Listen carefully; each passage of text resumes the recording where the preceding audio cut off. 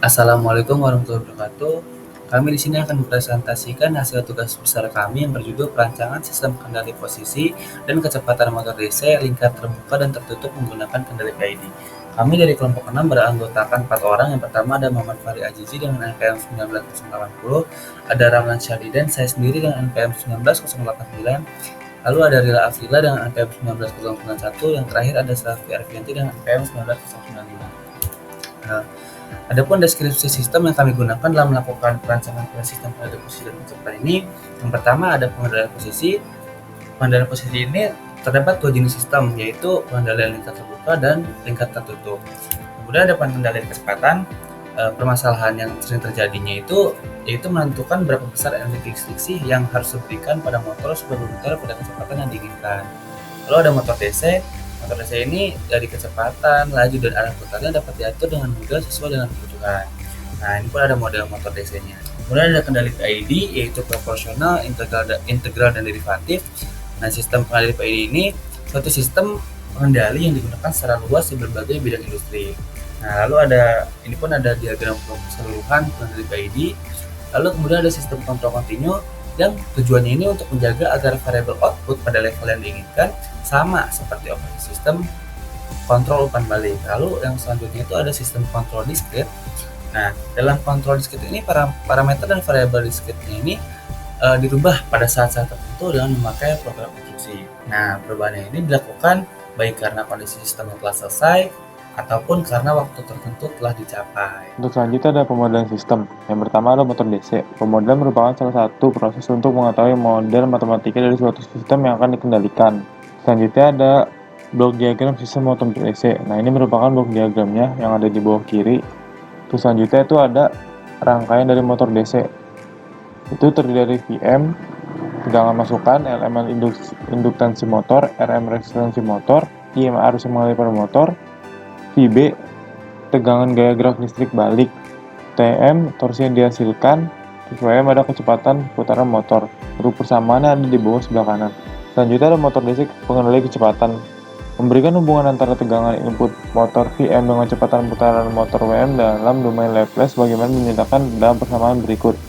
Ini persamaannya, di bawah itu ada persamaan kedua, dan selanjutnya ada motor DC pengendali posisi. Sedangkan hubungan antara tegangan input motor VM dengan posisi sudut motor dalam domain Laplace bagaimana dinyatakan dalam persamaan berikut. Nah, di bawah ini. Selanjutnya ada kendali PID. Nah, pada grafik ini merupakan jenis respon keluaran. Selanjutnya ada blok diagram sistem kendali lab terbuka yang atas, dan yang tertutup itu ada yang bawah. Selanjutnya ada spesifikasi performansi. Nah, ada pengendali kecepatan motor DC waktu kontinu dan juga waktu diskrit, di mana waktu kontinu ini memiliki kriteria atau spesifikasi set lead time-nya kurang dari 0,25 detik dengan overshoot maksimal 10%, menghasilkan performansi sistem seperti gambar gelombang di bawah ini. Nah, di sini waktu diskrit menggunakan periode sampling atau waktu samplingnya 0,01 detik dengan kriteria settling time-nya kurang dari 0,3 detik dengan overshoot-nya maksimal 10%. Nah, ini terdapat perbedaan yang signifikan antara waktu kontinu dan juga waktu diskrit, di mana waktu diskrit ini bentuk gelombangnya lebih bergerigi dan juga memiliki nilai Kp dan Ki yang berbeda. Selanjutnya ada pengendali posisi motor DC, di mana di sini juga menggunakan settling time kurang dari 0,15 detik dengan overshootnya maksimal 15%. Nah, akan menghasilkan gambar performansi sistem seperti gambar di bawah. Nah, di sini ada waktu diskrit, tapi di waktu diskrit ini kita menggunakan desain simulink dari discrete transfer function dengan menggambarkan sinyal step dan juga dapat dilihat di scope. Ini adalah spesifikasi performansinya. Selanjutnya ada respon waktu. Respon waktu itu ada sinyal impuls kontinu dan juga sinyal impuls diskrit. Di sini tidak terlalu jauh perbedaannya karena di diskrit ini memiliki amplitude dan time-nya itu yang hampir sama gitu. Jadi tidak terlalu signifikan perbedaannya. Lalu di sini sinyal step kontinu juga tidak memiliki perbedaan yang jauh signifikan karena untuk amplitude itu memiliki nilai yang sama dan juga time-nya itu tidak jauh berbeda. Lalu di sini ada identifikasi step respon dan juga board plot, di mana identifikasi sistem ini terbagi menjadi 3 bagian, itu ada damping rasio, disigan, dan juga natural frekuensi. Nah, damping rasio ini untuk kondisi underdamped dari sistem order 2, jadi nilai damping rasio ini dapat dihitung dari presentasi overshoot. Lalu kalau disigan ini adalah perbandingan dari kondisi steady state error step respon dengan nilai magnitude dari step inputnya. Lalu kalau natural frekuensi itu dapat ditentukan dari nilai damp frekuensi alami yang dapat diukur dari penggambaran of step respon dari nilai damping rasionya. Lalu di sini ada klasifikasi respon sistem, ada karakteristik respon waktu dan juga karakteristik respon frekuensi. Nah, terbagi lagi menjadi dua, ada spesifikasi respon transient dan juga steady state. Nah, contohnya itu kalau transient itu kayak rest time, setting time, overshoot. Kalau respon steady state itu contohnya kayak persen error percepatan maupun kecepatan. Lalu karakteristik respon frekuensi ini terbagi menjadi 3 bagian, itu ada frekuensi gain crossover, frekuensi phase, dan juga frekuensi bandwidth. Pengendali posisi motor DC lingkar terbuka dapat dilihat seperti pada gambar berupa grafik root locus, body plot, dan noise piece.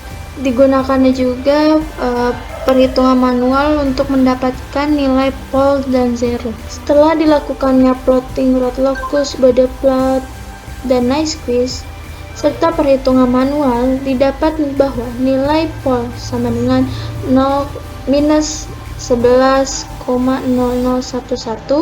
dan tidak memiliki nilai zero.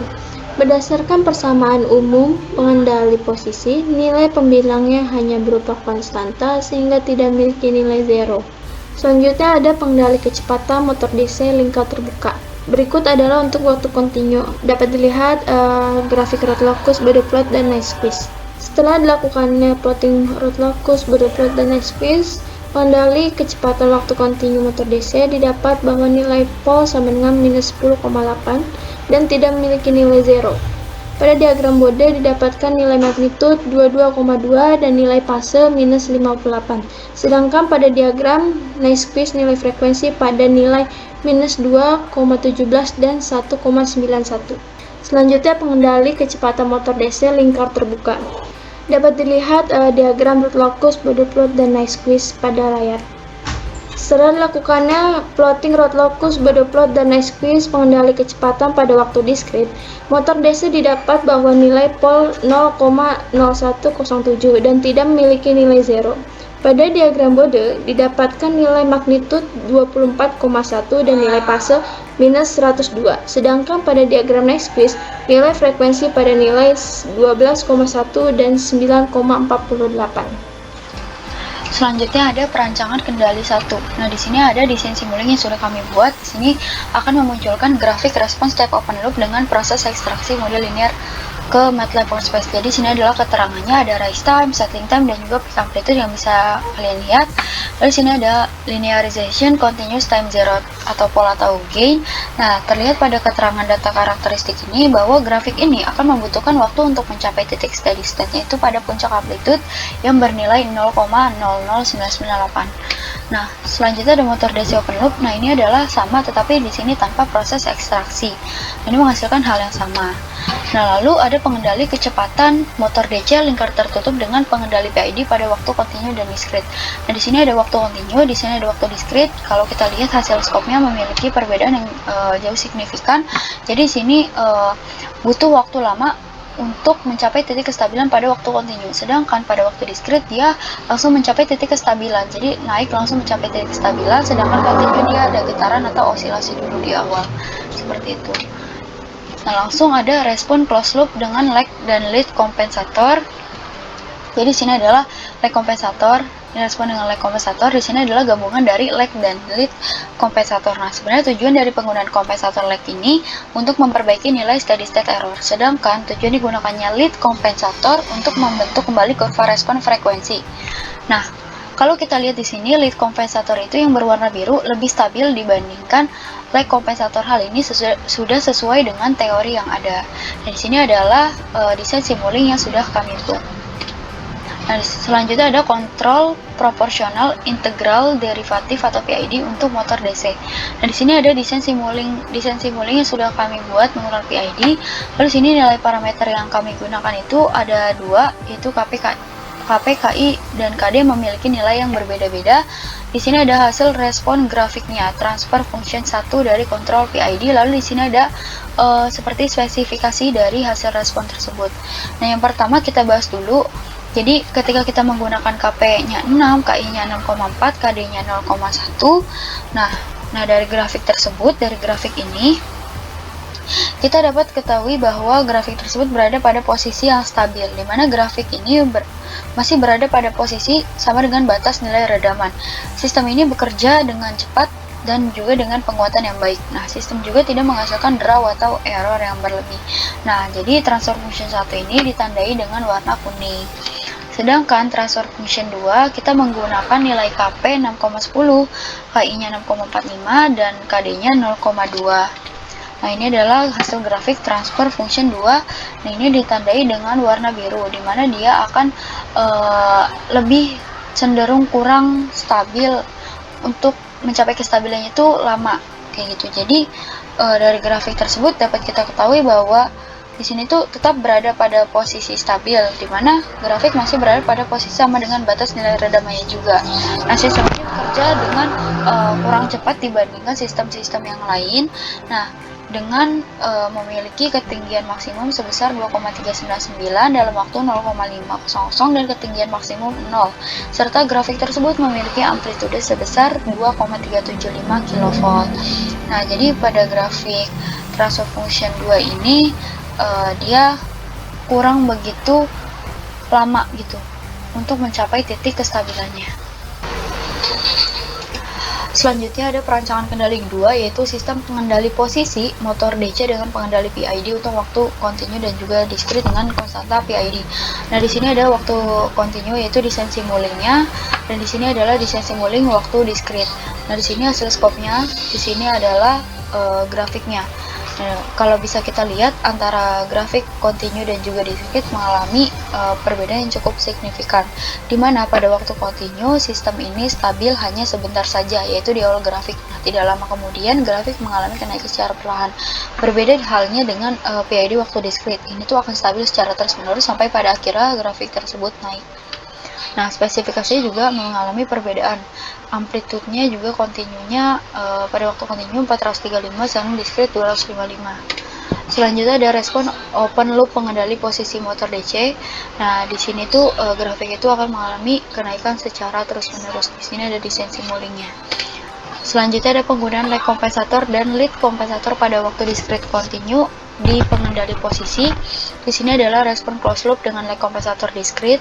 Di sini adalah respon closed loop tanpa lag kompensator. Jadi antara lag kompensator dengan tanpa lag kompensator lebih baik yang menggunakan lag kompensator, karena dia akan lebih cepat mencapai titik kestabilan kalau kita lihat di grafik. Sedangkan yang tanpa menggunakan lag kompensator dia akan lama mencapai titik kestabilannya. Sedangkan di sini adalah penggunaan lag kompensator dan lead kompensator pada waktu kontinu. Di sini digunakan secara berbarengan, dia akan mencapai titik kestabilan sampai pada akhirnya dia mengalami osilasi. Selanjutnya ada kontrol proporsional pada posisi motor DC menggunakan simuling. Ini adalah desain simuling dari kontrol proporsional yang sudah kami buat. Di sini kami menggunakan nilai KP yang berbeda-beda, yaitu KP-nya 3, KP-nya 1, dan KP-nya 0,5. Kalau bisa kita lihat, semakin kecil nilai KP, dia akan semakin lebih stabil atau lebih cepat mencapai titik steady state-nya. Nah, di sini kan KP-nya 3, dia mengalami getaran terlebih dahulu. Di sini KP-nya 0,5, dia langsung sistemnya lebih stabil. Jadi kesimpulannya semakin kecil nilai KP, maka akan semakin lebih stabil. Selanjutnya ada kontrol proporsional integral atau PI untuk motor DC. Di sini ada desain simuling untuk PI. Di sini kami menggunakan KP-nya tetap, lalu KI-nya berubah-ubah. Nah, jadi semakin kecil nilai KI, dia akan mencapai titik kestabilannya juga. Di sini KI 20 dia mengalami getaran yang cukup hebat, lalu di sini ketika KI-nya 0,5 dia akan mengalami sedikit getaran. Apabila misalnya KI-nya 0,1 itu mungkin dia sudah mencapai titik kestabilan yang sempurna.